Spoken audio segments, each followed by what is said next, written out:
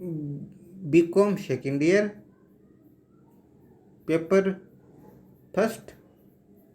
Paper का नाम वित्तीय प्रबंध। आज का जो टॉपिक है वो है वित्तीय प्रबंध का अर्थ और उसके क्षेत्र। वित्तीय प्रबंध दो शब्दों से मिलकर बना है, वित्तीय एवं और प्रबंध। वित्तीय प्रबंध में वित्तीय शब्द में धन प्राप्ति के साधनों को जुटाना तथा व्यवसाय की नकद या मौद्रिक आवश्यकताओं का पूर्व अनुमान लगाकर उनके आधार पर इन साधनों का आवंटन करना वित्तीय कहलाता है। प्रबंध से आशय इन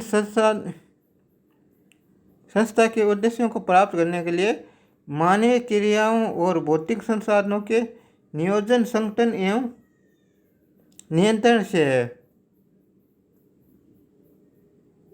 यह तो वित्तीय और प्रबंध का अलग अलग अर्थ हो गया। अब सामूहिक अर्थ में वित्तीय प्रबंध को देखें तो वित्तीय प्रबंध व्यावसायिक प्रबंध की वह शाखा है जो संस्था के वित्तीय संसाधनों के नियोजन एवं नियंत्रण से संबंधित है। अर्थात वित्त कार्य का प्रबंध वित्तीय प्रबंध कहलाता है। वित्तीय प्रबंध मुद्रा प्रबंध के उपाय एवं साधन के रूप में होता है। इसकी हार्वर्ड एवं उपटन ने भी एक परिभाषा दी है जो इस प्रकार है: नियोजन एवं नियंत्रण कार्य को वित्तीय कार्यों पर लागू करना वित्तीय प्रबंध का है। व्हीलर के अनुसार वित्तीय प्रबंध का आशय उस क्रिया से है जो उस उपक्रम के उद्देश्यों एवं वित्तीय आवश्यकताओं की पूर्ति हेतु पूंजी कोषों के संग्रहण एवं उनके प्रशासन से संबंध रखती है।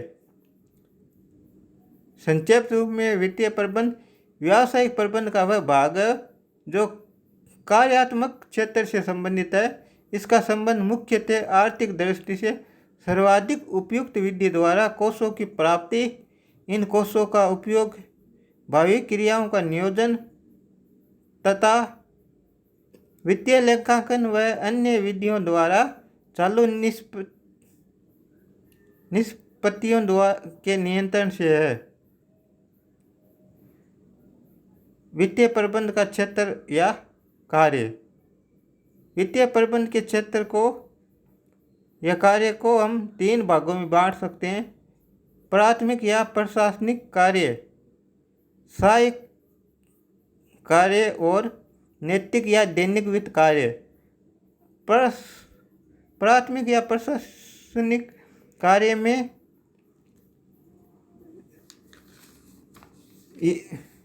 जो कार्य आते हैं वो है वित्तीय नियोजन। वित्तीय नियोजन में संस्था द्वारा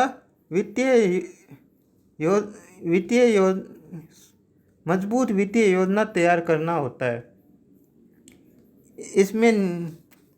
इसमें उद्देश्य का निर्धारण या उपलब्ध विभिन्न विकल्पों से सर्वोत्तम विकल्प का चयन करना तथा उद्देश्य की प्राप्ति के लिए नीतियों का निर्धारण करना होता है जो संस्था के लिए एक मजबूत आधार बन सके। दूसरा है वित्तीय नियंत्रण। अब वित्तीय नियोजन से 2 उद्देश्य नियोजन या कार्यक्रम बनते हैं। उसको सफलतापूर्वक चलाने के लिए वित्तीय नियंत्रण की आवश्यकता होती है।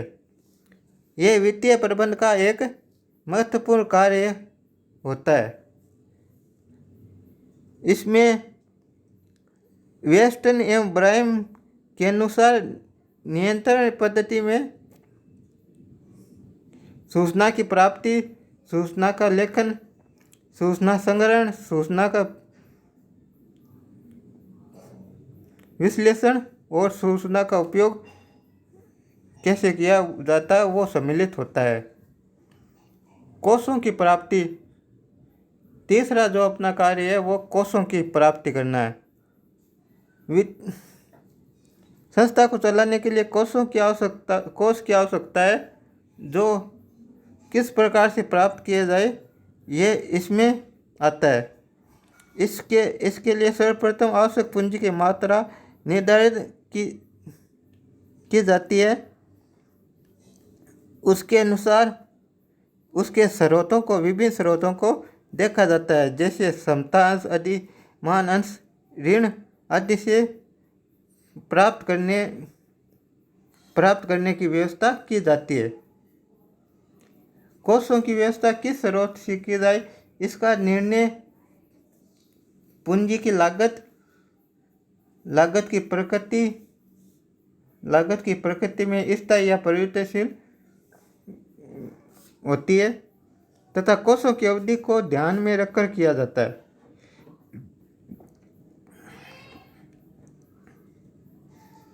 उपक्रम के विकास, विस्तार आदि के लिए भी कोषों की आवश्यकता प्राप्ति की जाती है। कोषों का आवंटन। अब कोषों को किस प्रकार बांटा जाए ये वित्तीय प्रबंध का एक कार्य है।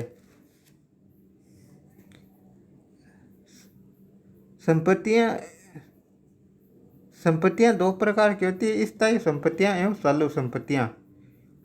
स्थायी अथवा दीर्घकालीन संपत्तियों में धन लगाना या न लगाने के बारे में संपत्तियों की लागत एवं उनसे उदय होने वाले लाभों या प्रत्याय के आधार पर किया जाते हैं।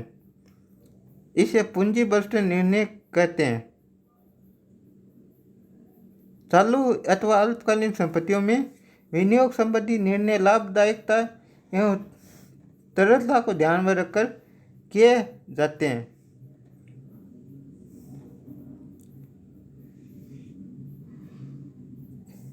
पांचवा, आय वितरण।